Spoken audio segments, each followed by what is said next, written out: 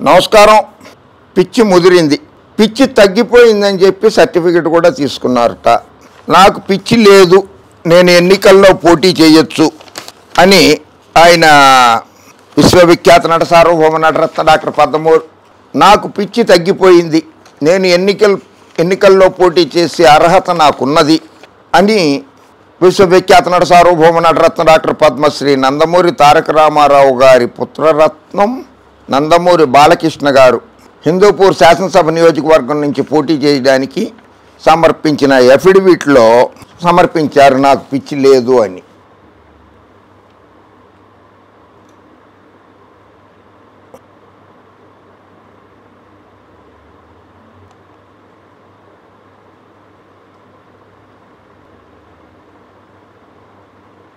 పిచ్చి ఉందో లేదో అది దేవుడికి తెలియాలి. నిన్న మీరు కూడా అనంతపురం జిల్లాలో పర్యటిస్తూ మీ అభిమాని వైఎస్ జగన్మోహన్ రెడ్డి నందమూరి బాలకృష్ణకి సినిమా హీరోగా ఒక అభిమాని. మీరు ఆయన్ని కానీ వైఎస్ఆర్ కాంగ్రెస్ పార్టీని కానీ ఎన్నిసార్లు ఏమన్నా కూడా ఆయన మీ మీద నోరెత్తలేదు, మీ మీద విరుచుకుపడలేదు, మిమ్మల్ని విమర్శించలేదు. ఎందుకంటే ఆయన గుండెల్లో మీరు ఒక అభిమాన నటుడుగా ఉన్నారు బాలకృష్ణ గారు. అయినా సరే మరి పిచ్చి ముదిరింది అనకపోతే ఇంకేమనాలి మిమ్మల్ని? అభిమానులు కనపడితే రాయేసి కొడతావు, చేత్తో కొడతావు. వాళ్ళ సెల్ ఫోన్లు ఉంటాయి చూసావా, ఆ సెల్ఫీ తీసుకుంటానికి వచ్చినటువంటి కార్యకర్తది సెల్ ఫోను, అభిమాని సెల్ ఫోన్ని విసిరి కొట్టేస్తావు. నిన్న మొన్న అనంతపురం జిల్లాలో కూడా పర్యటిస్తూ సెల్ఫీ తీసుకుంటానికి వచ్చినటువంటి ఒక అభిమానిని కొట్టావు. అటువంటి నువ్వు ఒక రాష్ట్ర ముఖ్యమంత్రిని పిచ్చోడు అన్నావు. సరే, చంద్రబాబు నాయుడు గారు సైకో అన్నాడు, నీ అల్లుడు లోకేష్ బాబు కూడా సైకో అన్నాడు. తెలుగుదేశం పార్టీ వాళ్ళందరితోటి, పచ్చ పార్టీ వాళ్ళందరితోటి, పచ్చ మీడియాతోటి అందరితోటి సైకో అనిపించారు. ఆఖరికి సైకో సర్టిఫికేట్ ఉన్నవాళ్లే సైకో అంటున్నారు జగన్మోహన్ రెడ్డి గారిని. ఆయనకి ఏ సర్టిఫికేట్ లేదు, అటువంటి సర్టిఫికేట్ జగన్మోహన్ రెడ్డి గారికి లేదు. జగన్ చేతిలో అధికారం, పిచ్చోడి చేతిలో రాయి. వైఎస్ఆర్ కాంగ్రెస్ పార్టీ పాలనలో రాష్ట్రాన్ని 10 ఏళ్లు వెనక్కి తీసుకెళ్లారు.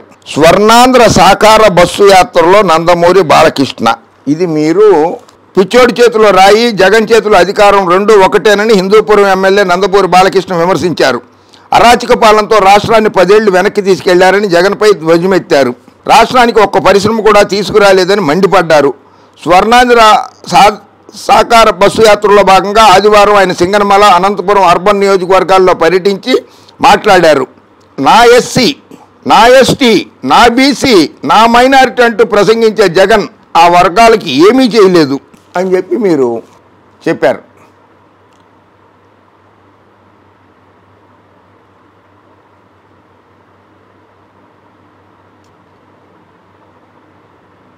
బాలకృష్ణ గారు, పేపర్లలో వచ్చింది మాత్రమే నేను చదువుతున్నాను, చూపిస్తున్నాను. మీరంటే నా గౌరవం మీకు తెలుసు. ఎన్టీఆర్ అండ్ బాలకృష్ణ అభిమాన సంఘం అధ్యక్షుడిని. నా సొంత సొమ్ములు ₹1,50,000 ఖర్చు పెట్టి కాంగ్రెస్ హటావ్ దేశ్ బచావ్ అనే నినాదంతో కృష్ణుడు శంఖం ఊదినటువంటి కృష్ణావతారంలోని అన్నగారిది, ఎన్టీ రామారావు గారిది ఫోటో పెట్టి నేను కటౌట్ పెట్టి 100 అడుగుల కటౌట్ ఢిల్లీలో 1989 ఎన్నికలప్పుడు, లోక్సభ ఎన్నికలప్పుడు పెట్టాను. దాని మీద NTR and Balakrishna fans association అని కూడా రాశాను. నేను ₹1,50,000 ఖర్చు అయింది నాకు ఆ రోజు 1989లో. మీకు తెలుసు, అశ్వమేధం సినిమా అప్పుడు కూడా నేను మీతో కలిసి పనిచేశాను. కానీ మీరు ఈ రకంగా జగన్మోహన్ రెడ్డిని విమర్శించడం, అభిమానులను కొట్టడము, మీ అభిమానుల్ని మీరే కొడతారు. మిమ్మల్ని అభిమానించే వాళ్ళని మీరు చేదరించుకుంటారు. మిమ్మల్ని అభిమానించే వాళ్ళని సెల్ ఫోన్లు నేలకేసి కొడతారు. మీ అభిమానుల్ని మీరు దూరం చేసుకుంటున్నారు బాలకృష్ణ గారు. పద్ధతి కాదు. విశ్వవిఖ్యాత నట సార్వభౌమ నటరత్న డాక్టర్ పద్మశ్రీ నందమూరి తారక రామారావు గారి మనవడు, 14 ఏళ్ళు ఆంధ్రప్రదేశ్ రాష్ట్రానికి ముఖ్యమంత్రిగా పనిచేసినటువంటి నారా చంద్రబాబు నాయుడు గారి తనయుడు, మీ అక్కగారి భువనేశ్వర్ గారి పుత్రుడు, మీకు అల్లుడు అయినటువంటి లోకేష్ బాబు ఏమన్నాడు ఒకసారి చూడండి. మేనమామ కాదు, మెంటల్ మామ. బాలకృష్ణ గారికి మెంటల్ అని చెప్పి ఆయన మానసికంగా అనారోగ్యంతో ఉన్నారని సర్టిఫికెట్ ఇచ్చింది డాక్టర్ కాకర్ల సుబ్బారావు గారని చెప్పారు. మరి జగన్ని పిచ్చోడు చేతిలో రాయి అంటావు, ఎట్లా సార్ అది?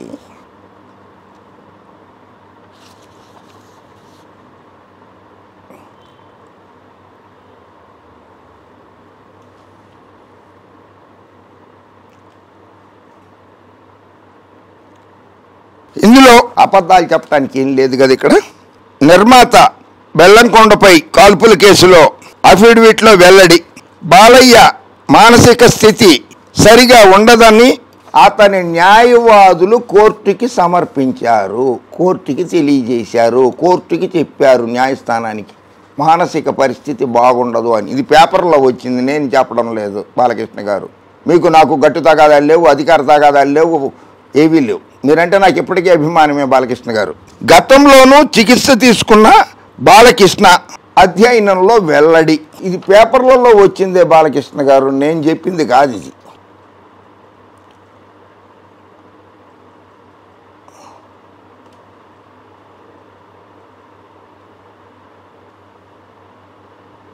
అలాంటి వారిని మానసిక రోగుల్ని చట్టసభల్లోకి ప్రవేశించడాన్ని నిషేధించింది మన రాజ్యాంగం. అందుకని మానసిక రోగం లేదు, మానసిక స్థితి సరిగ్గా ఉంది అని ఇంకో సర్టిఫికేట్ తీసుకుని మీరు అఫిడవిట్ దాఖలు చేసి హిందూపూర్ నుంచి శాసనసభకు పోటీ చేశారు. ఆయనకి ఇప్పుడే కాదు, మున్ముందు చికిత్స అవసరమే. అప్పట్లోనే కోర్టుకు నివేదిక ఇచ్చిన నిమ్స్ ఎర్రగడ్డ డాక్టర్ల బృందం తరచుగా కార్యకర్తలను తన్నడం తిట్టడం చేస్తున్న బాలయ్య, ఈ ప్రవర్తనతోనే బాలయ్య గతాన్ని గుర్తు చేసుకుంటున్న ప్రజలు.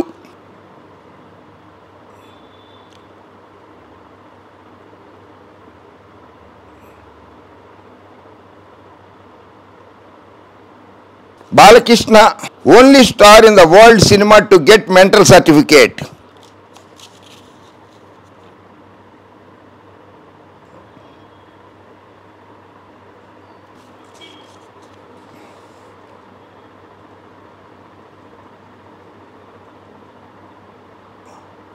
ఇది పేపర్లలో వచ్చిందే, మళ్ళీ అది కూడా చెప్తున్నాను.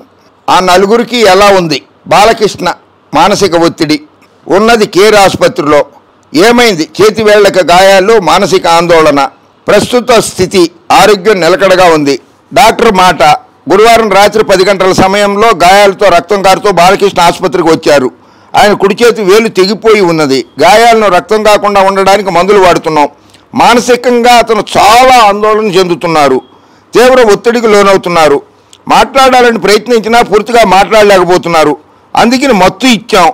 ఈ మధ్య షూటింగ్లో ఆయన ఎడమ పాదానికి గాయమే రక్త కణాలు గడ్డగట్టాయి. ఎక్కువ కాలం కాళ్ళు కదకపోతే రక్తాన్ని గుండెకు తీసుకువెళ్లే శరీరంలో రక్త కణికలు గడ్డకడతాయి. అలాంటి రక్త కణికలు గుండె నుంచి ఊపిరితిత్తుల్లోకి వెళ్ళి అడ్డుపడితే చాలా ప్రమాదం. అలాంటి పరిస్థితి తలెత్తడంతో ఇంతకుముందు ఆయన కేర్ ఆసుపత్రిలో చేరి చికిత్స కూడా తీసుకున్నారు. మే 22న డిశ్చార్జ్ అయ్యారు. ఇప్పుడు మళ్ళీ అలాంటి సమస్య తలెత్తే అవకాశం ఉండడంతో చాలా జాగ్రత్తగా చూస్తున్నాం. గాయాలు ఎలా అయ్యాయో మాకు తెలీదు, గాయాలు ఎలా అయ్యాయో తెలీదు. ఎందుకంటే అది కాల్పుల కేసు, మెడికో లీగల్ కేసు అనేది అవుతుంది. అప్పుడు మెడికో లీగల్ కేసు అంటారు దాన్ని, ఆ కేసు అవుతుంది. అందుకని కాల్పులు ఎలా, ఆయనకి గాయాలు ఎలా అయ్యాయో ఆయనకి తెలియదుట, డాక్టర్లకి తెలియదుట, బాలకృష్ణ గారు చెప్పలేదుట. వారెవ్వా, ఆయన మానసికంగా ఆందోళన చెందుతుండటంతో రక్తపోటు ఎక్కువగానే ఉంది. ఇవన్నీ దృష్టిలో పెట్టుకుని ఆయన ఆరోగ్యం కోసం అన్ని చర్యలు తీసుకుంటున్నాం. ఇంటెన్సివ్ కేర్ యూనిట్లో ఉంచి చికిత్స అందిస్తున్నాం. వసుంధర ఉన్నది కేర్ ఆసుపత్రిలో. ఏమైంది? చేతికి గాయాలు, మానసిక ఆందోళన. ప్రస్తుత పరిస్థితి బాగానే ఉంది. డాక్టర్ల మాట వసుంధర చేతికి కొద్దిగా గాయాలయ్యాయి, అయితే అవి మరీ అంత ప్రమాదకరమైనవేవి కావు. ఆమె కూడా భావోద్వేగాలతో కూడిన ఆందోళనకు గురవుతున్నారు, తీవ్ర ఒత్తిడిలో ఉన్నారు. అందుకనే ఆమెకు కూడా మత్తుమందు ఇచ్చాం, చికిత్స చేస్తున్నాం. బెల్లంకొండ సురేష్ ఉన్నది అపోలో ఆసుపత్రిలో. ఏమైంది? బుల్లెట్ గాయాలు. ప్రస్తుత పరిస్థితి ఆందోళనకరంగా ఉంది. డాక్టర్ల మాట, గురువారం రాత్రి 9 గంటల సమయంలో సురేష్ ఆసుపత్రికి వచ్చి తాను బుల్లెట్ గాయాలకు గురైనట్లు డాక్టర్లతో చెప్పారు. ఆ తర్వాత అపస్మారక స్థితిలోకి వెళ్ళిపోయారు. వెంటనే ప్రాణహాని నివారించి చర్యలు చేపట్టాం. బుల్లెట్ కారణంగా ఛిద్రమైన ఎడమ మూత్రపిండాన్ని శస్త్రచికిత్స చేసి తొలగించాం. ఇప్పుడు ఆయన పరిస్థితి నిలకడగా ఉంది. మూత్రపిండాన్ని తొలగించినాక కూడా మూత్ర విసర్జన సాధారణంగానే ఉంది. కృత్రిమ శ్వాస అందిస్తున్నాం. రక్తపోటు, బీపీ, హృదయ స్పందనలు మామూలు స్థాయిలోనే ఉన్నాయి. సురేష్ ఊపిరితిత్తుల చుట్టూ పొరల్లో రక్తం చేరింది, దాన్ని ట్యూబ్ సాయంతో తొలగించాం. ఆపరేషన్ చేసిన రోగికి విశ్రాంతి కోసం ఏ మందులు ఇస్తున్నారో అవే ఇస్తున్నాం. ఇతర అవయవాలు బాగానే చేస్తున్నాయి కాబట్టి ఇతర మందులేవి అవసరం పడలేదు. ప్రాణహాని లేదని పూర్తిగా చెప్పలేం. సర్జికల్ ఐసీయూలో ఉంచి చికిత్స అందిస్తున్నాం. చౌదరి ఉన్నది అపోలో ఆసుపత్రిలో. ఏమైంది? బుల్లెట్ గాయం వల్ల కాలేయం దెబ్బతింది. ప్రస్తుత స్థితి ఆందోళనకరంగా ఉంది. డాక్టర్ల మాట, సురేష్తో పోలిస్తే సత్యనారాయణ చౌదరి పరిస్థితి ఆందోళనకరంగా ఉంది. కాల్పుల వల్ల కాలేయానికి తీవ్రంగా గాయమైంది.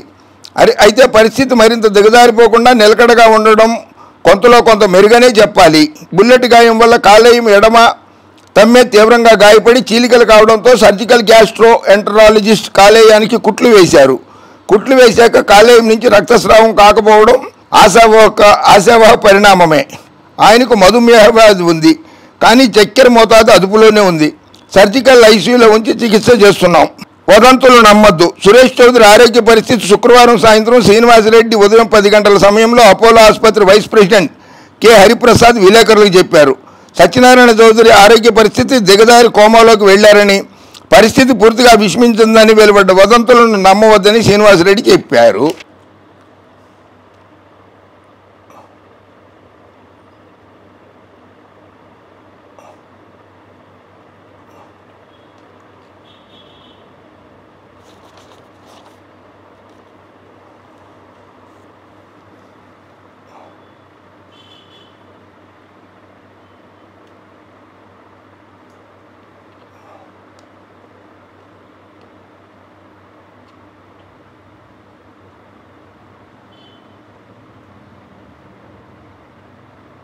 ఇద్దరిపై కాల్పులు జరిపి బాలకృష్ణ ఎలా తప్పించుకోగలిగారు? I shot them, they attacked me. Hyderabad. Film actor Nandamuri Balakrishna admitted to the police after the fire incident on Sunday that he did shoot producer Bellankonda Suresh and associate Satyanarayana Chowdhury at his house on Thursday night, but he did so because in defense after he was attacked by one of them with a paper knife అని చెప్పారు. ఇద్దరిపై కాల్పులు జరిపి బాలకృష్ణ గారు మీరు ఎలా తప్పించుకోగలిగారు? Mental సర్టిఫికేట్తోనే తప్పించుకున్నారు కదా.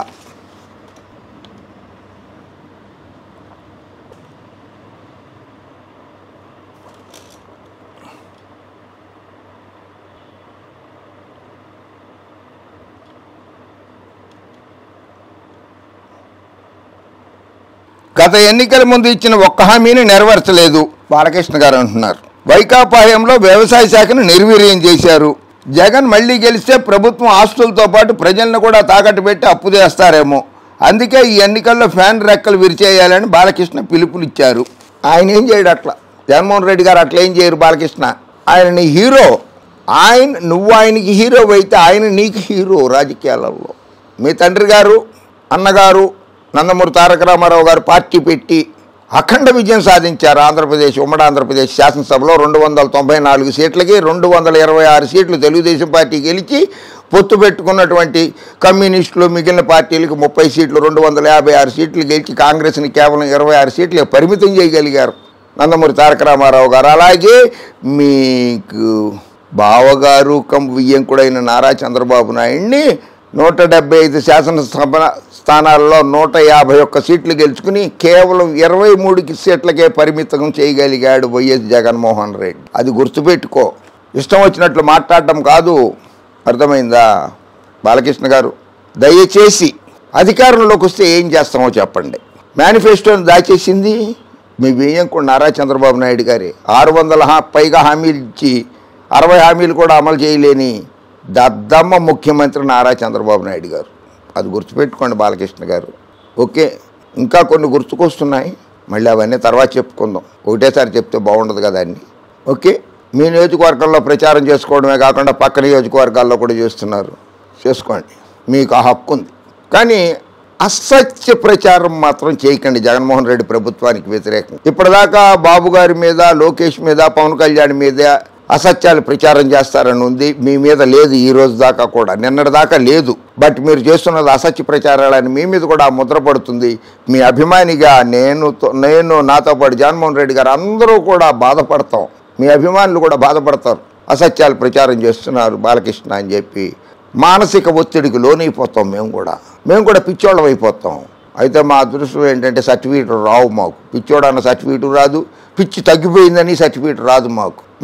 చాలా ఇబ్బందులు పడతాం మేము. ఓకే, జై హింద్.